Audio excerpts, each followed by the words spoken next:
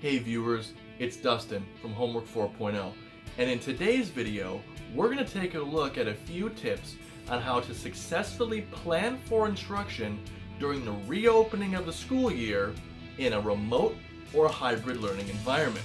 Let's go ahead and get started. So before we get started, I want to introduce myself, because when I'm sitting in professional development, I want to know the credentials of the person who is leading the professional development in instructional strategies that I should be using in my classroom. And I think that it's important for me to let you know that the information that I'm providing you comes from a veteran teacher with a background in education and has the credentials to do so. Professionally, I'm a teacher, and I have been for just under a decade. My license is in math and science, and I've been studying education for about the past 15 years. Not only am I a licensed educator, but I also hold a master's degree in adult education and organizational development. Now, with those two degrees, I was like, how can I combine them together to make them useful for my career? So a few years ago, I entered into the principal licensure program at Cleveland State University, and I'm also a licensed administrator as well.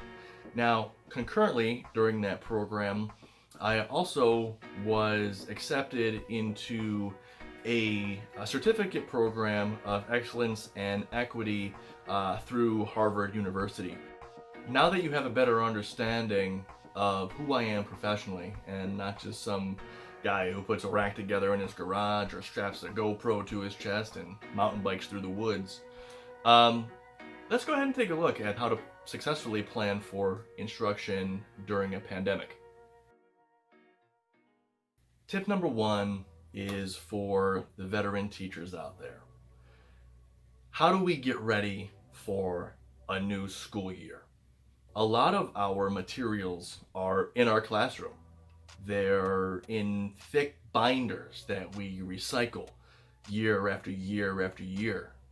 And we have a routine that we go through.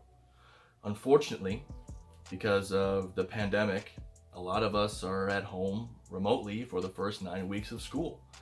So tip number one would be to get into the building, ask your administrator team if you can get into the building, grab those binders, and convert all those hard copies of resources and materials that you have into a PDF format that you'll be able to use and share with the students on whatever remote learning platform you or your district decides to use.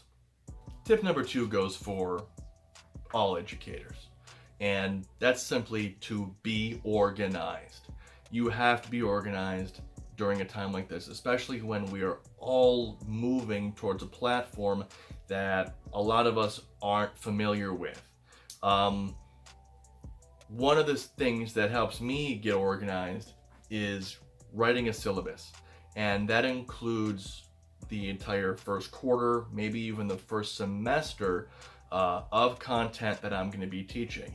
And within that syllabus, when you share it with your administrative team, your students, and even the families, be sure to include the assignments, the due dates, expectations, and I also like to include a rubric section at the back of my syllabus so students have an understanding of what I'm looking for as they do the assignments, and they can do the assignment with the rubric to make sure that they do the assignment correctly and make sure they hit everything that I want them to do. Tip number three is to be consistent. Whatever you decide to use, continue to use throughout the first quarter or first semester of school. That includes the platform you're using. That includes sticking to your due dates, any kind of format that you give to your students to use. Don't go changing it up, because this is all hard for us to learn in the first place. And if we don't have a consistent set of guidelines and rules and format and expectations, things are going to get crazy, and they're going to get crazy fast. So be consistent with your work, be consistent with the format, be consistent with the due dates, and be consistent with the platform that you're using. Tip number 4, get as many resources as you possibly can. Look online. They are everywhere. Use your school resources. Tap your administrators for resources. Tap your team, your teacher-based teams for resources, your content area teams for resources if you're confused on how to plan. I'm sure someone in your building has a good understanding of where to find resources either online or within the text. And also, when you are planning for instruction, you want to provide multiple resources for your students to use so you can hit all of those multimodal learning styles. Having an abundance of resources, including the resources that you may have made PDF files from your binders, is going to allow you to differentiate your instruction. And that's tip number 5. Using as many resources as you possibly can to differentiate your instruction and provide appropriate leveled assignments for your students on your online learning platform. What's really neat is a lot of these resources could be found in your teacher's edition of the content area text you're using for your subject, providing you have access to a teacher edition. Also, these resources can be found online. All you have to do is Google search differentiated instruction for whatever subject or content topic you're doing, and I'm sure it'll pop up. Tip number 6, follow a lesson plan that you're comfortable with. I'm personally comfortable with the 5E model of instruction. The 5 E's stand for engage, explore, explain, elaborate, and evaluate. A lot of instructors are confused with how to use the 5E model. Now, the way I was taught and the way I use it is that the 5 E's are what the students should be doing within the instruction, not the teachers. So when we engage the students. When we explore, we have the students explore the content.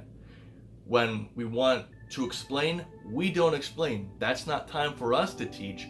That's time for the students to explain back to us what they learned during their engagement part of the 5E model, their engagement and their exploration part of the 5E model. Then they elaborate on it. They make those real world connections with what's happening in real world to what they learned in the content. And then they evaluate. They can evaluate themselves. They use their rubric. They grade themselves. They grade their teamwork. They grade their peers during their instruction. And I think this is a very useful tool, not only for me to use in science and math, but also to be used in social studies, English, art, and the various other encore special content areas as well. Tip number 7 is going to focus on the evaluate component of the 5E model of instruction, and how do we accurately do that during a pandemic. It's going to be a challenge for teachers to remotely and electronically evaluate our student performance. We're not going to have the real-time data on whether or not our students understand the content that we're delivering them.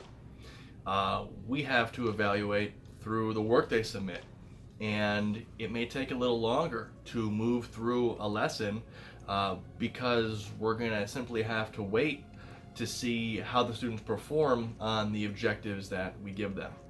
So tip number 7 is evaluate. We have to do our due diligence and make sure that we keep up with the student work that is submitted to us so we can go ahead and plan for our instruction better for the next day. That's even true if you're using Zoom or another video chat conference platform when teaching your students. We're not there. We're not at their house. They're not in our classroom, so we can only visually see what they're doing through that little lens that they have on top of their laptop or their computer. We can't physically see them and know what they're doing and know whether or not they get it. Their body language might be saying something that we don't pick up on because they're not in our classroom. So it's extra important that we take a look at the student work and we answer any questions our students or parents have, and that moves right in to tip number 8. Tip number 8 is to follow up on all communication as best as you possibly can within a 24-hour period. During this pandemic, it's no longer a 7 to 3 or an 8 to 4 teaching position where students can ask us questions. We need to be available for students when they do their work, and for parents that have any questions beyond the normal workday hours, so that we can evaluate as we go ahead and develop our instruction for the next day. So tip number 8 would be to be reachable and make sure you follow up with all communication with your teachers, with your parents, with your students, with your administrative team, within a 24-hour period or as soon as possible. Tip number 9, we have to be flexible with our instruction. We have to understand that not every family is going to have the necessary resources to appropriately and accurately perform the tasks that we provide. We need to be flexible in understanding that the students can only do so much with what they have, and we need to be accommodating that not all of the things that we want the students to do will the students be able to do because they're not in our classroom. We can't supply and mail home orders or boxes of science experiments that we want all the students to do together. That's simply not realistic. So when you do plan for that instruction, be flexible that the students might not be able to submit the level of work that you would expect from them because you can't provide them the resources to do that. The resources come from their home, from in their families, and some students and families might not have access to those specific resources. So tip number 9 is be flexible and be there if there's any questions for your students. Tip number 10, and some of us might be afraid to do this, but don't be. It's their job. And ask your administrative team for help if you really don't understand something. Reach out to them. Have them help you. One of the main jobs that your administrator has is to make sure you have the necessary training, materials, supplies, platform for any instruction that you want to provide. So tip number 10, ask your administrators for help, guidance, and assistance during these times of our pandemic. And that translates to after the pandemic too. Don't be afraid to ask your administrative team for support. My last tip is kind of a bonus tip while I was making this video after like 100 takes. And that's don't be afraid to make mistakes. You're gonna make them, okay? I'm gonna make them. Your administrator is gonna make them. Your superintendent is gonna make them. Your communications person at your district is gonna make them. Everyone is gonna make mistakes because this is new territory for all of us involved in moving in a direction that is necessary for us to continue to educate our students. And on top of not being afraid to make mistakes, also be patient. Be patient with yourself. Be patient with your students. Be patient with the families and your administrative team. Take a deep breath and relax. And please don't hesitate to reach out in the comments section below.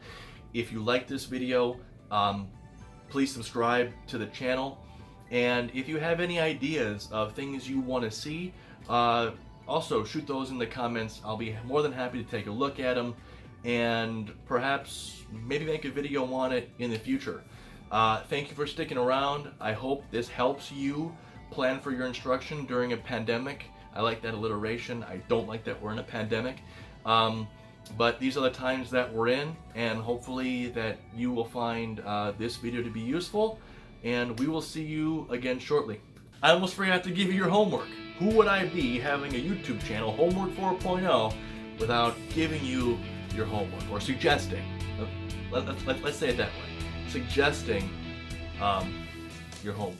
Your homework is, during this transition into the new school year, is to be open-minded. You have to be open-minded, and you have to be patient with yourself, and you have to be patient with everyone who is working, and focus on the goal of student achievement.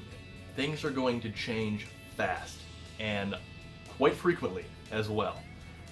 Be open-minded to the change, be accepting to the change, be patient for the change, okay? But keep a focus on student achievement. If your focus is on student achievement, you can't go wrong. So, if you like the video, please subscribe, do your homework, and hopefully we'll see you soon. Thanks for watching.